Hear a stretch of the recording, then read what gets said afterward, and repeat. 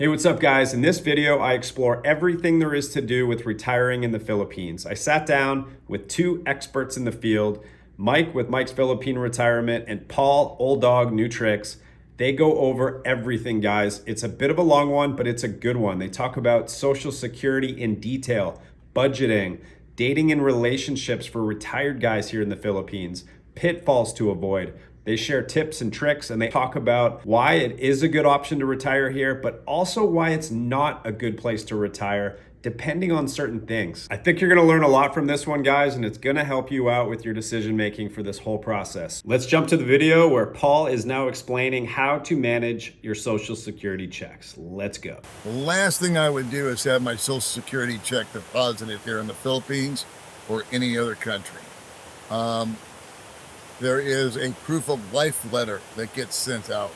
If it's not deposited in America, the mail system being what it is out here, the postal system being what it is out here, doesn't work. It's almost non-functioning. And I have known personally guys that have been cut off of their Social Security. So my 2 cents worth, have your Social Security deposited in America and set up various ways to transfer money over. If you have a bank over here, I have Bank of Commerce, I can move up to $100,000 in one swipe if I wanted to for 40 bucks. I also use a middleman, for lack of a better word, called Zoom, where I zoom over my money every month. We just did it yesterday, and we have our money for the month. It's sitting in America. It's insured up to $250,000. Here it's insured up to 50,000 basics. So, or it's no 500,000 basics. 50,000, yeah. 500,000 basics. My bad. Approximately $10,000 if you're doing a 50-to-1 ratio. So, I see absolutely zero benefit to having your check deposited here in the Philippines. Does it matter if they know you live here? Is there any repercussions? Yeah, they Okay. send out a proof of life letter. They send out a letter that says, are you still alive? In other words, fill this out, answer these questions, because they don't know you're out of the country. So you don't tell them? Is that Well, correct? no. What are your What thoughts? Paul's talking about is right. This is after you're set up and you come here. You should have your Social Security put in the U.S. bank so you don't deal with that proof of life. But when you first retire, you can live anywhere and apply for Social Security. You can have a Philippine address. There's a list of countries that they accept you to be a resident in and file for your Social Security. You can have it deposited in any bank you want. If you have a Wells Fargo account or Capital One, Bank of America, you can have it deposited directly into any of those accounts. They don't care where you live. You've earned your Social Security. The big warning I give to everybody is if you need your Social Security to live on, don't leave until you get 1 or 2 checks deposited so you don't have any issues. How many guys have I talked to that come here and said, I'm waiting my first Social Security check. It didn't get to the bank when it was supposed to. Where's my money? And they're lost and you're 8,000 miles away, making phone calls, different time zones. This is nighttime here when you have to call them during the day, being put on hold for a long period of time. So get that set up before you leave. You can set up Social Security 6 months advance, right? Yeah, you can do it online. From what I'm understanding, a guy just sent me an email that back in the day, 7 years ago and plus, I just walked into Social Security and applied in person. From what I understand now, I don't know if this is true in every state, they're now requiring that you first make an appointment and that you don't even go into the building. You do a phone interview where they ask you questions and then we'll approve you. That's one guy's take on it. Okay. I agree 1,000% with Michael on this. I personally was so paranoid about, because money's such a big deal over here. You know, if you don't have money, you're 8,000 miles away, you're in trouble. You don't have money in your home, you're in trouble. I waited till 2 checks hit the bank before I bought my plane ticket and came over here. I wanted to know that it was working, that it was up and running. And the very first thing I did, the first 3 days, 72 hours I was here, is I transferred over like $800 as a test balloon. I found out that it was a godsend that I kept my American phone number, because the first time I sent the money over on Zoom, they called me for security purposes, which I appreciate. They wanted to make sure all was well. Yeah. And they asked me all the security questions, my first dog's name, my dad's middle name, all the little security questions. We had a conversation. He verified, validated, sent me an email. I had to put in the numbers, all that happy stuff. I only had to do it once. So that's the other thing. If you come over here, maintain an American phone number that is on file with Social Security Great advice. for at least a month. And then if you want to cancel it, cancel it. I did. But that's that. Well, that was my next question. Is it worthy to just keep an American phone number? And what about an address? How do you manage mail? Those kind of things. I think the phone number, I went through an issue where all my banks got locked at the same time. They weren't locked from doing business, if I had a bill that was being paid, but I had no online access to see my account. I couldn't see my balance. I couldn't see the activity. And I had to contact each bank with a phone number. So I had to reactivate a SIM card I had to contact each bank and get the problem resolved. It was just a matter of they hadn't heard from me in a long time. And using your laptop, when you go like Cebu and then you're Manila, you're having a different IP address or something where they're saying, is this really Mike? Or is somebody moving around trying to hack his account? And the only way they can verify with you, that two-step verification now, is an email usually and some sort of phone call or text. So I think it's important to have access to the phone number. It could be have the SIM card, because you can reactivate a SIM card. It's a little bit of a hassle, but if you can do it, that $40 or $50 a month, I think is small compared to the day you don't have access to your money. And then you're wishing, I would have paid that $50 every month. I keep mine $20 a month. Yeah, there's Basic, call and text, and that's it. I talked to Social Security, and I asked them that same question. When I initially filed, I called back because I had a question, and I got the proverbial little blue-haired old lady.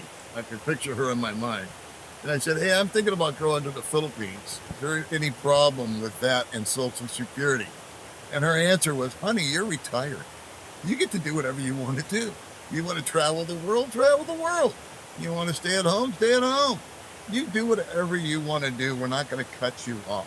What do you think is a good amount of savings, safety net, to come to the Philippines? I know it's subjective, but if you were to give Absolutely. advice, I would say 6 months minimum to a year. So if you're planning on $2,000 a month, multiply that by 6 or multiply it by 12. The more the merrier. The primary problem that you could have is, number one, your money gets cut off, like we just talked about, or number two, an unforeseen disaster, primarily health. right? So you mentioned $2,000 a month. Mm-hmm. Can you shed real quick some light on budget that guys should expect? Because I know there's a wide range that people talk about. Yeah. You want to go with that? budgets. That's the hardest question to answer for anybody. In Dumaguete, if you're here on $2,000 a month, you're going to live a very comfortable life, in my opinion. But it depends on your lifestyle. If you like entertaining, you need to own the most expensive car. You need, keep up with the Joneses. Maybe you are the Joneses.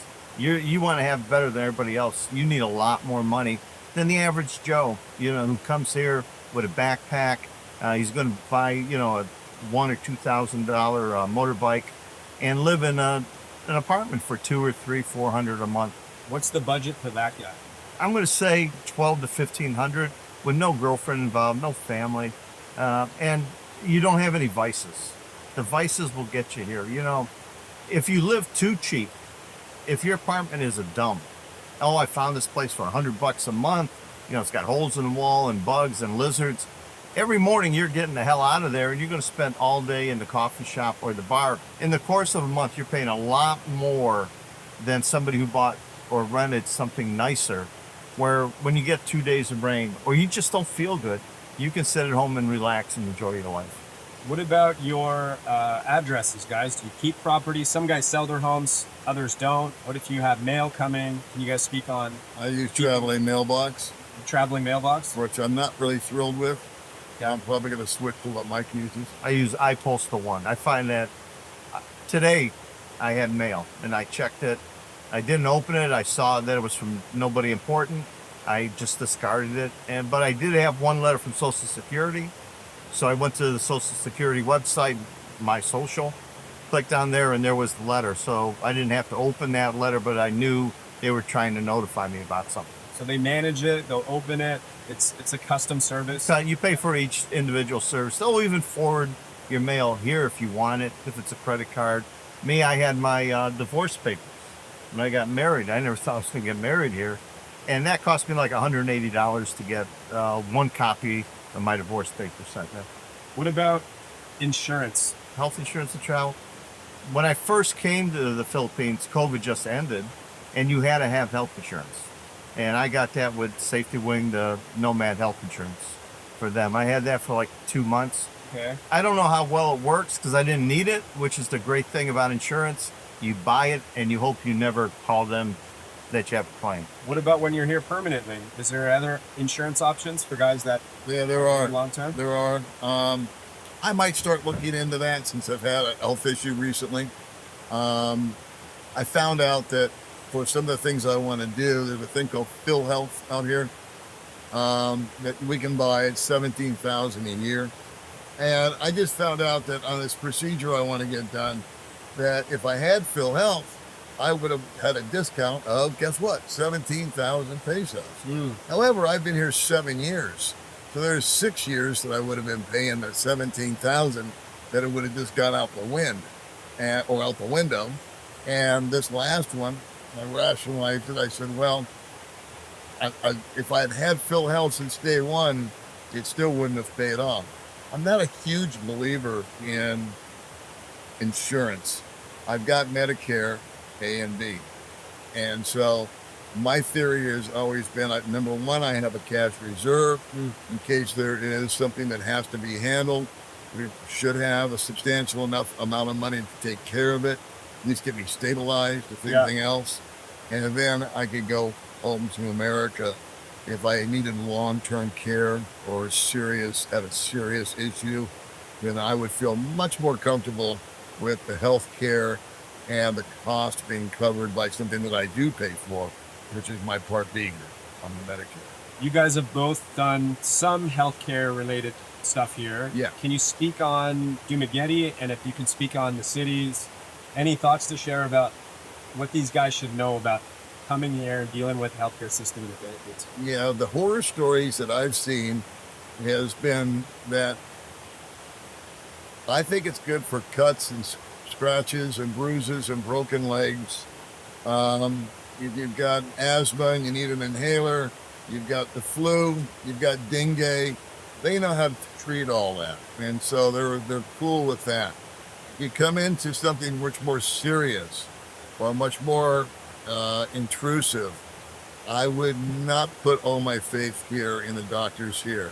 I would look much stronger at Thailand. I would look much stronger back home, back in the States for me. I think there's better options that are available.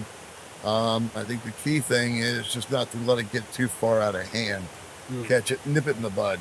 Yeah. And the minute you get diagnosed with something, just me, I'm a guy that gets not 1, 2 opinions, I get 3. So I've currently got a small issue going on right now. Nothing life-threatening, nothing worth going home for, but definitely something to where I want to go skip and see a couple other doctors. Do you think there's a big difference between Dumaguete and Manila or Cebu for guys trying to consider their options? I think, my humble opinion, I think Iloilo has got the best medical care. From what I've observed in the short amount of time that I was there was a lot of hospitals. Nice hospital. It's also the home of nursing. 100 years ago, they started nursing colleges there. And that was the birth of the Filipina OFW, if you will, as a nurse. I can't speak to Manila or Cebu, so I haven't been there. what is it, St. Luke's? St. Luke's in St. Manila. Luke's is the Charles highest Dua. rated one. Yeah. I've heard from more than one source that they're just as expensive as America Yes. and with subpar treatment. Yeah. Okay. So again, this is what I've heard. I can't say I checked in. I can't say it's a personal experience. I hate third-hand information. That's all I've got to offer on that. Okay. But I've heard it from people that I believe and trust. There's that window from 62 to 65 where guys retire and there's no Medicare. It's just, you have to have your own insurance. And if you're coming here to live and this is going to be your home for good, you have to be prepared for the worst in the healthcare.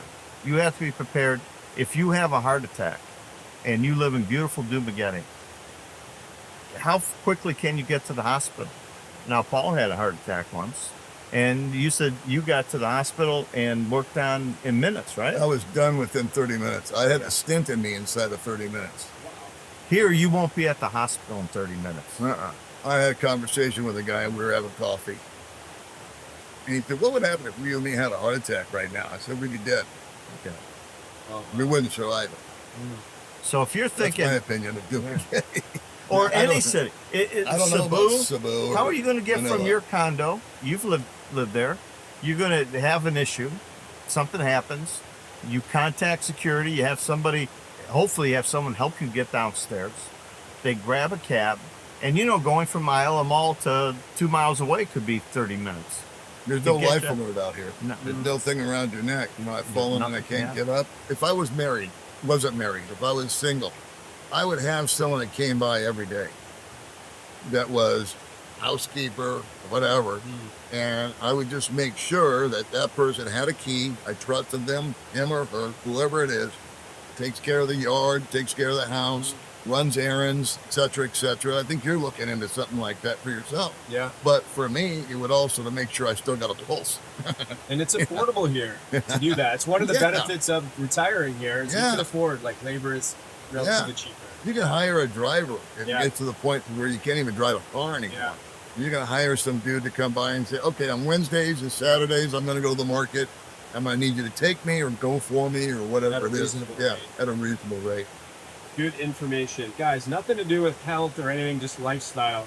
Guys are considering a big city, a small province town where it's very cheap, or something in between like a Dumaguete.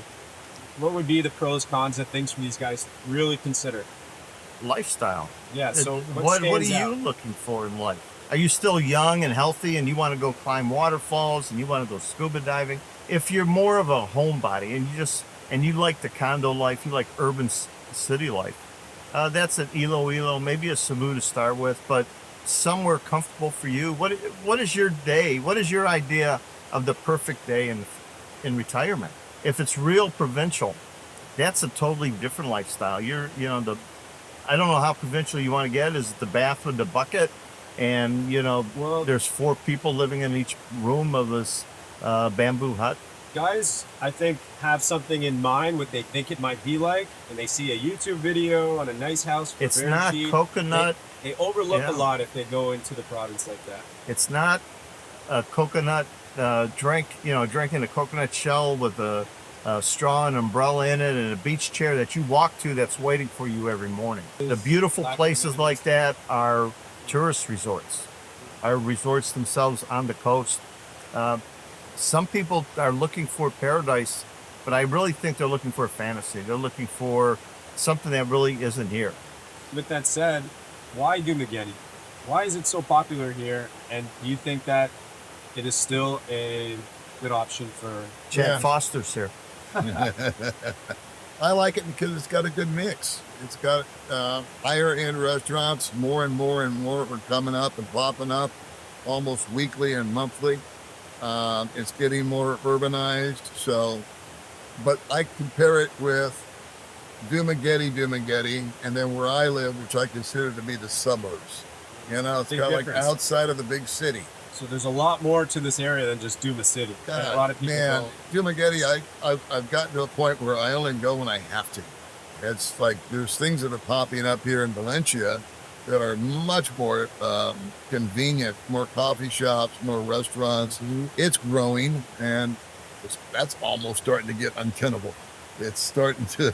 My wife has said, "Man, this is starting to look like Duma," because there's so much popularity up here. So much going on the so highway much going on. coming up here. You see all the commercial building. A lot of buildings, A lot of restaurants, a lot of shops, a lot of stores, which is great because, again, where I live, this is just me. I'm removed from it all, and it's 10, 15 minutes for me to even hit that.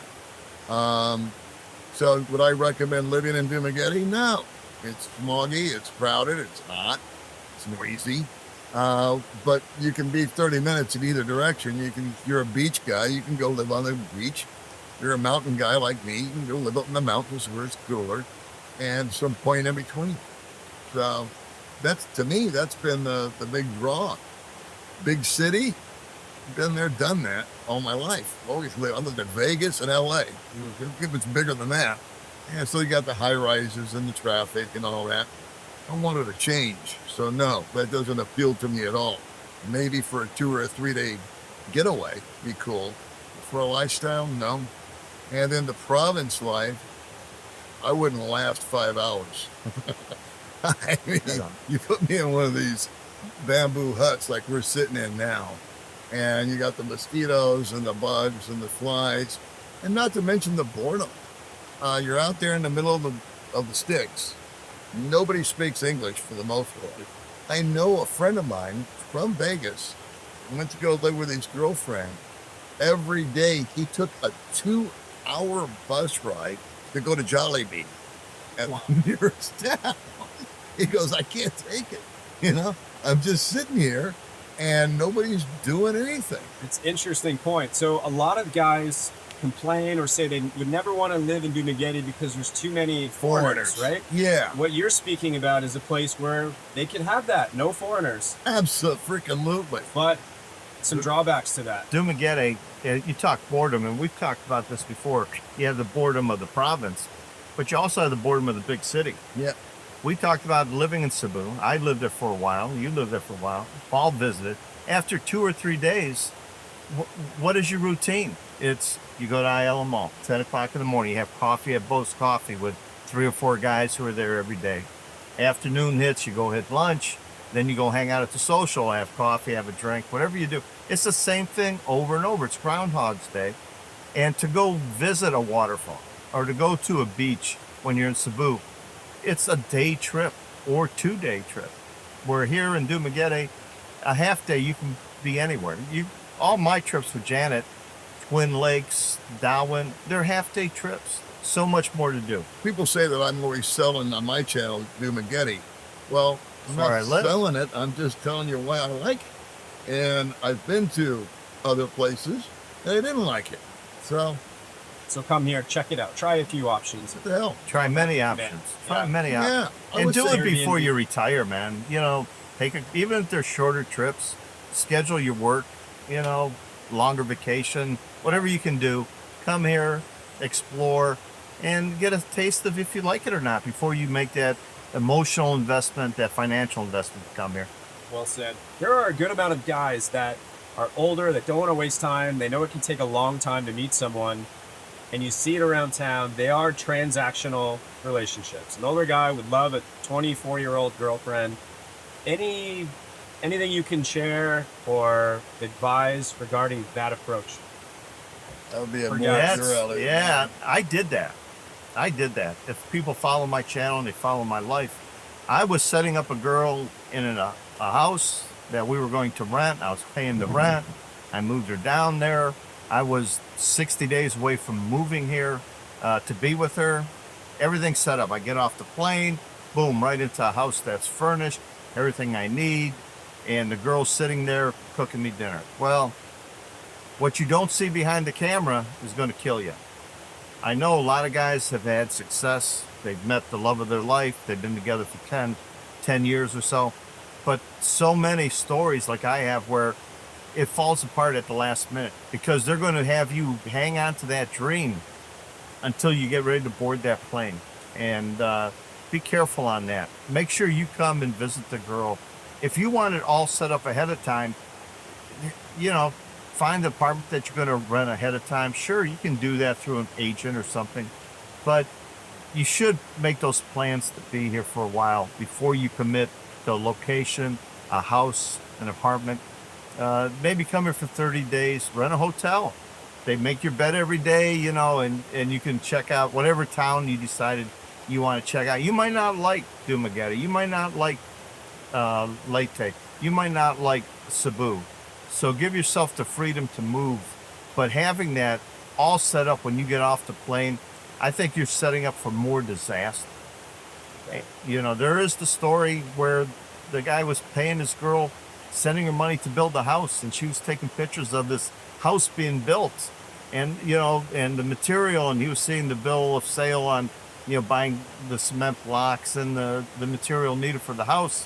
When he got here and he went to the house thinking he owned it, somebody else came out and said, no, this is my house. It's so easy to get taken if you're not here. And that's my story. But all the successful stories, you know if it's real or not. But if there's a lot of money being involved, you're spending a lot of emotional energy and financial energy. Be so careful, because the heartbreak, it'll kill you. It'll just kill you. It's kind of hard for me to relate to that because I didn't come out here. Like, Mike's primary driver was to meet a woman. My primary driver was economic stability. So the woman came after. It's like the chicken or the egg. So for me, the woman came much later. Transactional relationships to me wouldn't float my boat because they seem so shallow, but I'm not every guy. So, yeah, if you're a guy and you say, okay, for X amount of dollars or pesos per month, you're going to do this, this, this, and this. I don't see me doing it. I don't see why anybody really would do it until they were actually here and actually met the person and spent some time with them, at least in a restaurant. But I did a video once called She'll Meet You at the Airport. Now, what a disaster.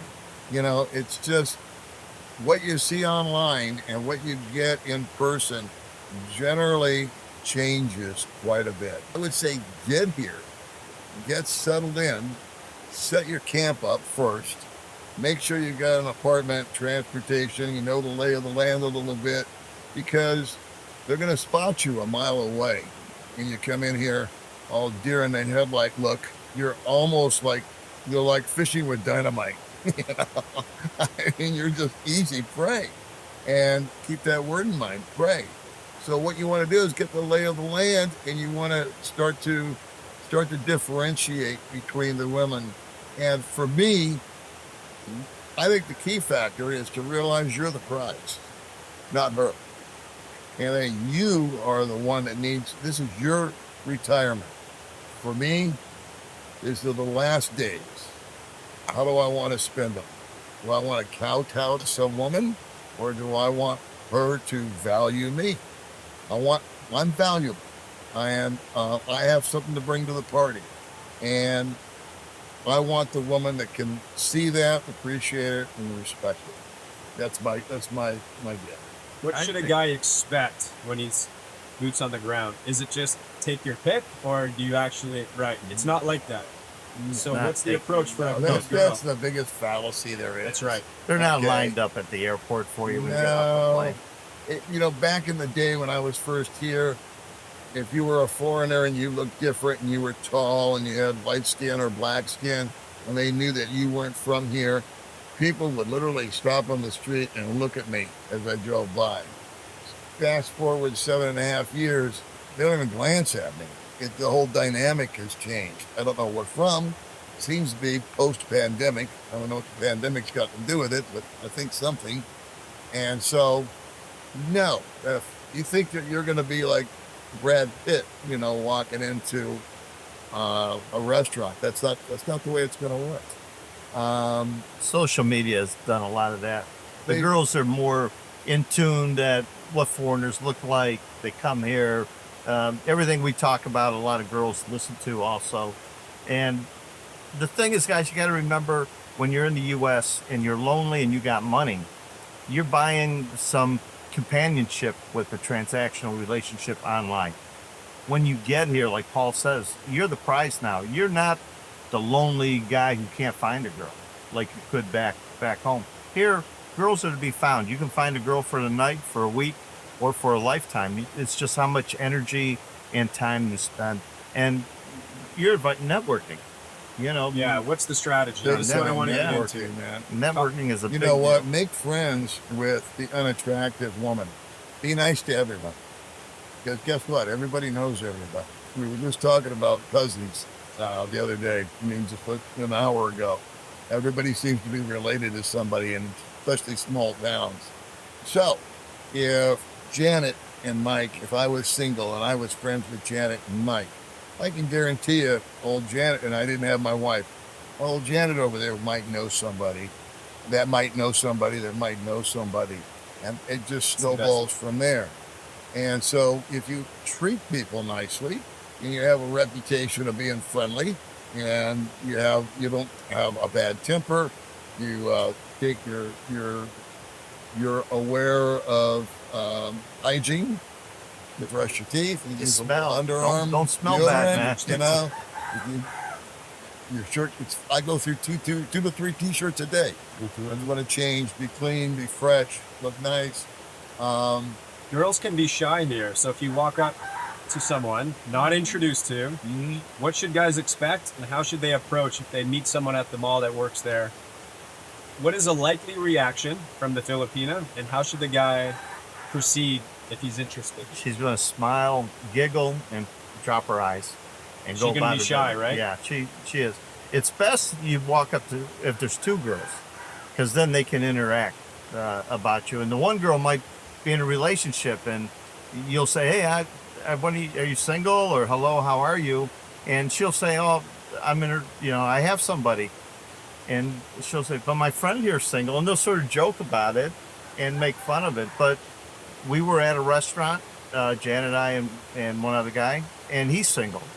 And the waitress was really nice and smiling, and he mentioned she's cute. Well, me, because I had a wife, I don't care. I said, "Hey, are you single?" He's single. She goes, "No, I'm engaged, but I have a friend." And next thing you know, she's on her phone showing the guy the picture, and they contacted each other. It's, if you're by yourself, it's sort of not nice to be too aggressive in me.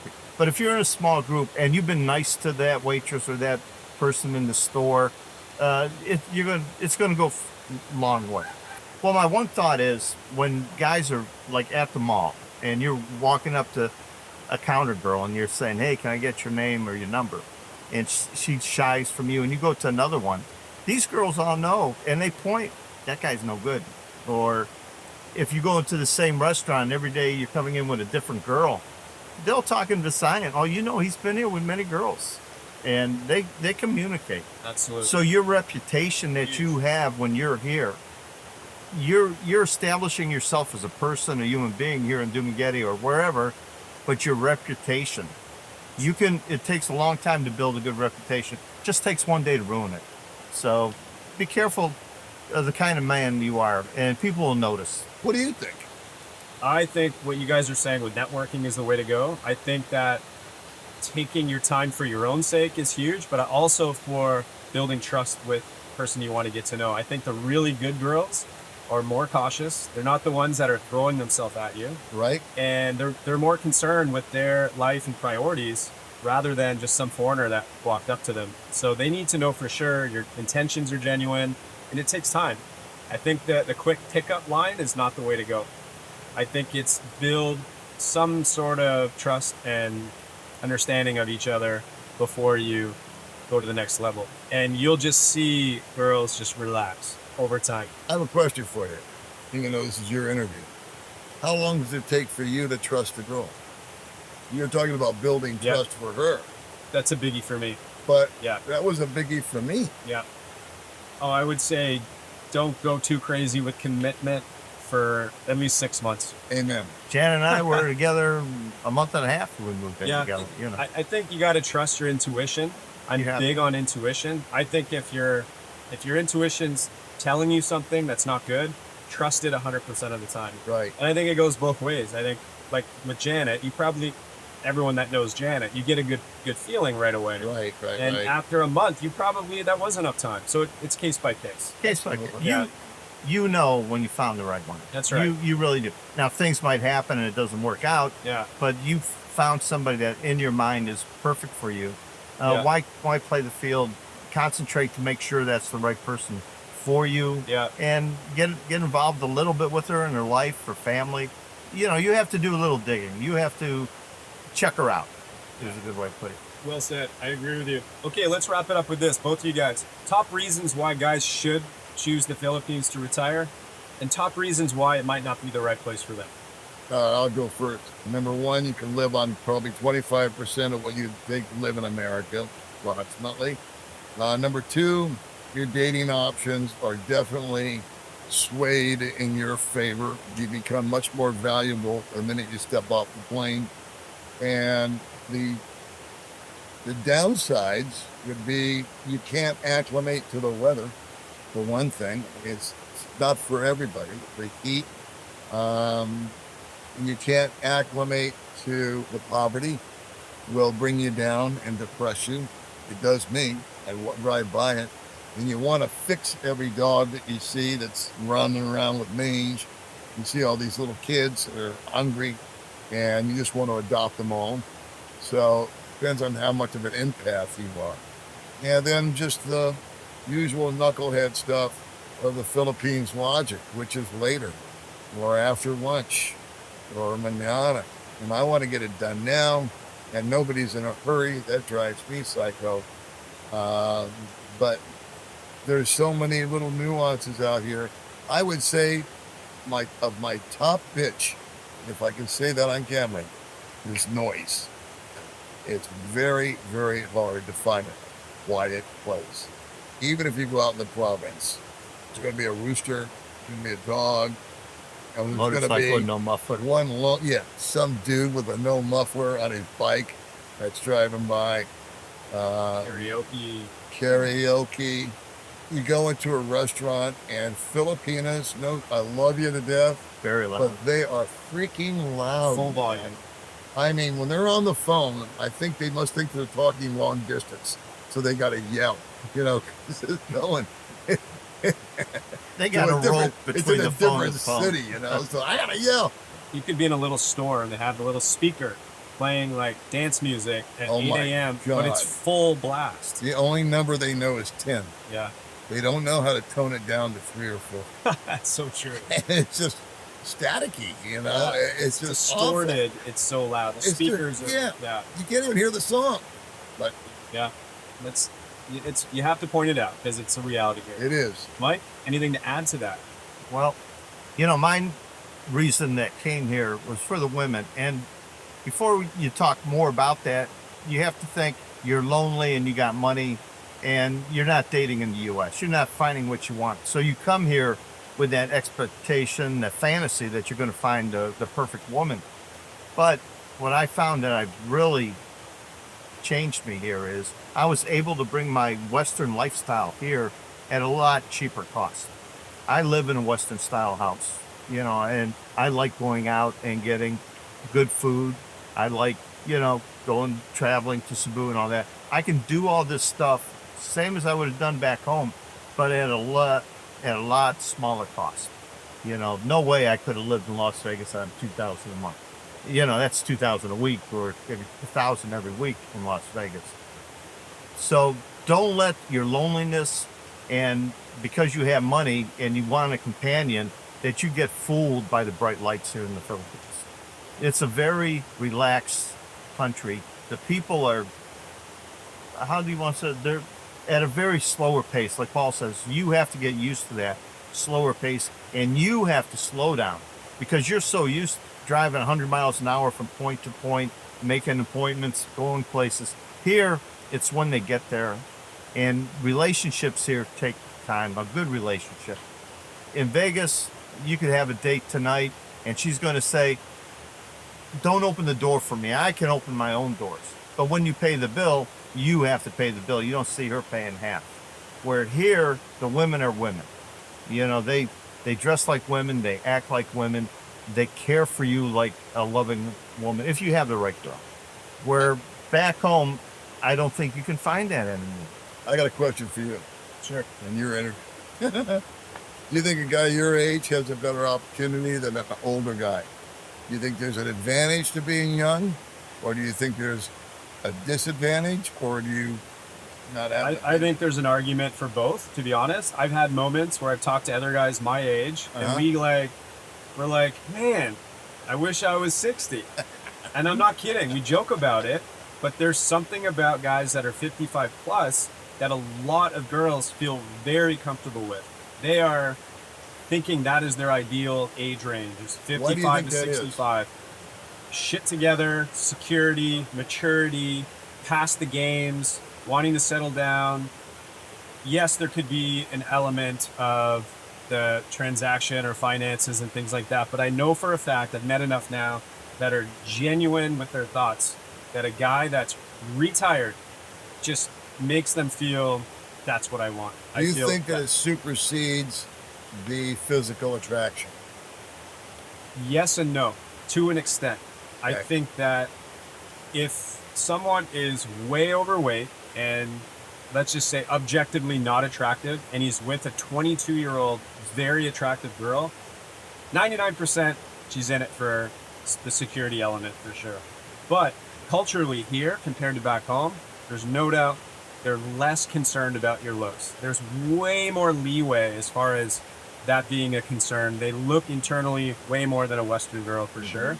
But if you know what I mean, if there's an I extreme wonder case, why that is. Do you have any, is it like the spin that you have on that? you can look at it a few ways. Okay. You can look at it that the desire for security is much higher here than an independent woman in the West that has everything she needs.